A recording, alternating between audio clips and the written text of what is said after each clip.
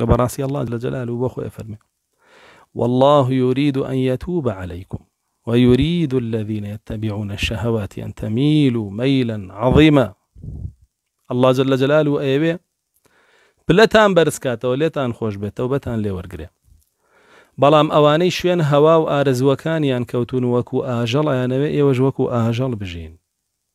شوين هوا وآرزوكانتان بكون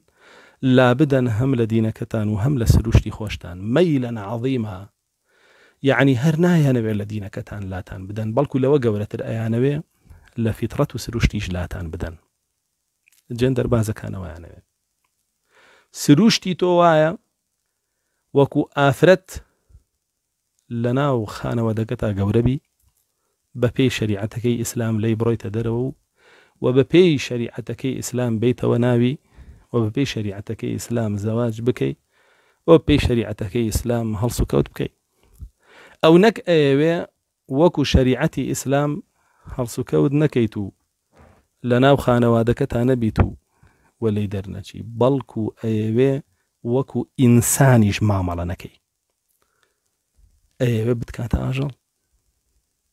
وبياوانيش بعكسه أيوة بتان كاتا مين أيوة بتان كاتا جن وبو جناني جيبيان كاتا بياو بويا أبينين بأشكرا أما بانقواز يعني إيه ما أمانة جن ببيتا بياو بياو ببيتا جن أي جنان قبولي كان إيوة بياو بن وأي بياوان إيوة قبولي أكن جن بن كبراستي أو نقدر تشون لدينا كتان بلكو درتشون لإنسانيتشتان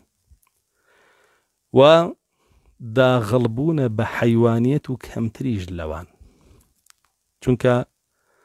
دقمن حيوانيكي نيرش قبوليكا وكو مير رفتاركا ودقمن حيوانيكي ميش قبوليكا وكو نير رفتاركا مقر سروشتيان تكسو بيوانيش جا سبحان الله تو جو بيتا كسانك كأو بانقوازيان بي ياخد تو أوندا نفام ونزان بي بو أو كاربكي الله جل جلاله لقرآن فرمي أي أواني إيمان تانهيناو أقر جورايلي أم كافران بكن يردوكم بعد إيمانكم كافرين ورتان جيرن لا دينكتان لا تان أدن بكافري أتان هيلنا وتاوكو وفاتكن وأوكاتش بو جهنم وبراسي أركي سرشاني همو مسلمانك بشبكة منافق وكافر جوي لنا قري الله جل جلاله وفرمي فأعرضوا عنهم إنهم رجس قشتيان تيكن والله أوانق يزون بيسن أوانا زور يزون زور بيسن دستي ماسونية دستي كفري عالمين لنوتكانوا أو كاراكن لسرمان هرچی کلتوری پیسی بوغنی ولاتان بویانیان هێناین